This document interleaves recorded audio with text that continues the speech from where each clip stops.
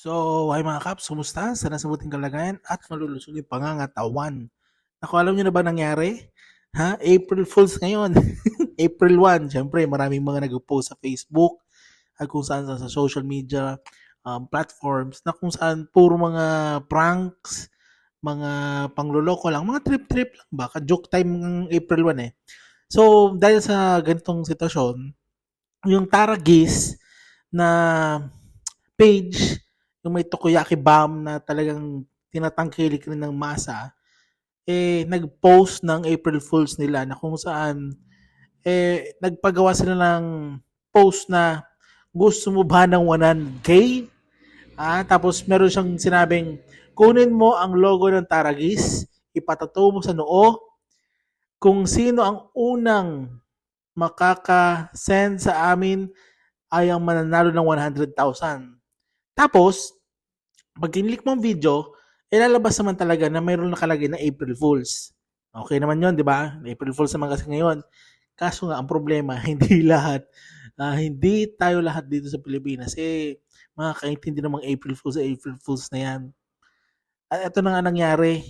So, ang nangyari nga, meron isang lalaki na nagpatato ng logo ng Taragi sa kanyang noo at naniwala na bibigyan siya ng 100,000 pesos.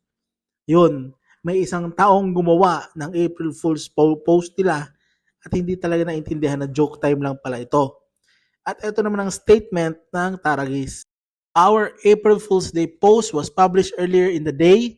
After that, we received a number of messages claiming that our post was executed and that someone had taken it seriously. Let this serve as a reminder to us all how important reading comprehension is. It's April Fool's Day. Never trust anything or anyone.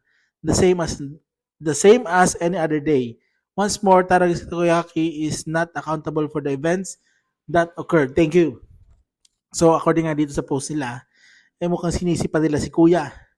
Na hindi inintindi, hindi binasa ng maayos yung post ng Taragis na April Fools lang nga daw ito. Ang problema nga, sa Pilipinas tayo, hindi lahat marunong umintindi. Hindi lahat marunong nakaintindi ng mga ganitong bagay. Hindi naman lahat na marunong April Fools na yan. Wala yan. Hindi yan ang pwedeng reason mo para makarason ka na hindi kayo magbigay ng 100,000 na premyo nyo na merong gumawa. May nagpatato sa kanyang noo. Forever yan. Unless ipapalaser nyo yung laser removal ng tattoo. Naku, mas masakit rin yun. Ang sakit magpatato sa noo. Please. Kung kinuha nyo na lang sana kung kumain sa takoyaki bomb nyo, din masaya tayong lahat ngayon. Kaso ayaw nyo pansinin yung mga post ko. Eto na tayo ngayon. Andito tayo ngayon at magkakaroon kayo dito ng problema. Eto mga komento ng mga netizens sa post nyo ha. Sabi ni Dre Silvestre, if we were in the US, this would be an instant messy lawsuit.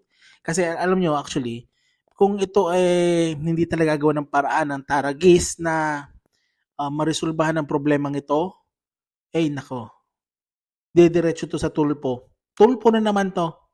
Sinong pupusa dyan? Tulpo to tulpo. Itong week na to, pag hindi to naasikaso ng Taragis tulpo to. And then din talaga dito tulpo, promise. Sabi naman ni Jolo Magrata, hindi lahat ng tao sa Pilipinas ay versed sa Western culture traditions. Yes, you may declare to not be held accountable and yes, you may have responded accordingly. Pero the damage has been done. Bad publicity may still be publicity. Pero sadyang bad lang nakita ko.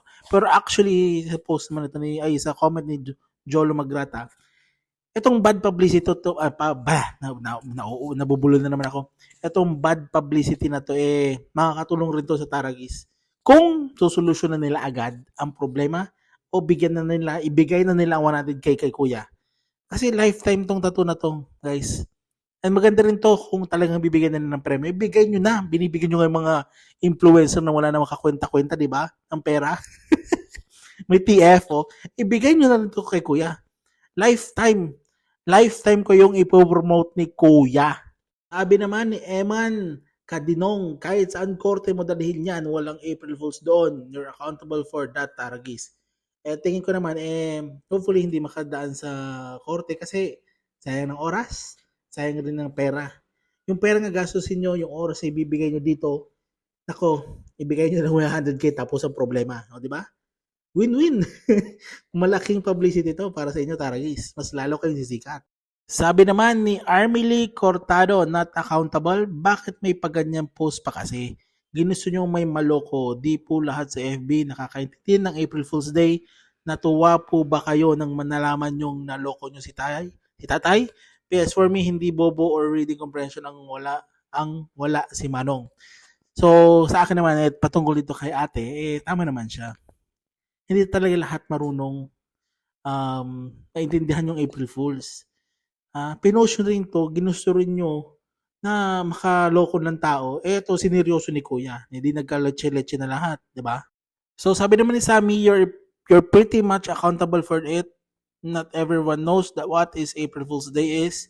May mga tao talaga na gagawin lahat, magkapera lang. You're responsible for this one. Tama naman si ate. Tama rin naman. Kasi mali natin, talagang kailangan ni Kuya ng pera. So, hindi niya rin na inisip na, ay, baka joke-joke lang to, April Fools, ganyan-ganyan. Na ano rin si Kuya na tawag ito, na-excite rin si Kuya. 100k? 100k? 100k yan, pero itong tato, lifetime pa rin yan. So, sana, ito lang advice ko sa Taragis. Sana, kung makaabot man to sa Taragis, sana ibigay nyo lang kay Kuya yung 100,000. O, publicity rin to para sa inyo. Promote. Natulungan nyo pa si Kuya. Ha? Meron pa kayong forever promote sa ulo ni Kuya. Sa noo. So, hopefully mga Kaps, ang ending nito, gumawa na ng paraan ng Taragis para naman ma-promote ang kanilang business, ma-promote ulit ang kanilang page, at nakatulong sila kay Tatay, bigyan na nilang 100,000. Win-win, wala nang issue, kaysa mapunta pa to sa korte, kay Senator Rapi Tulfo. Ano pang gusto nyo, di ba? Comment down below mga Kaps kung sa tingin nyo ang tamang gawin ng Taragis. Kung mali man ito sinasabi ko, comment down below, pakishare. Maraming salamat. Ay nako, April Fools ang Taragis, pero na-reverse Uno card. Sila ngayon na April Fools si Tatay. O, di ba? Sila ngayon ang dapat magbigay ng 100,000. Ako talaga naawa rin ako kay Kuya kasi kung hindi talaga to bibigyan ng pera ng 100,000 na premyo, kahit sabihin natin na April Fools to, ako, anong gagawin ni Kuya sa tattoo sa pulo niya? Taragis. Forever endorser? Nagkaloko-loko na. Sir, please, gawin nyo ng paraan. Kawawa si Kuya talaga. Bilang naman po, sa susunod pong ulit na video. Maraming salamat sa suporta. PJ TV is out. Sa susunod ulit na video. Bye.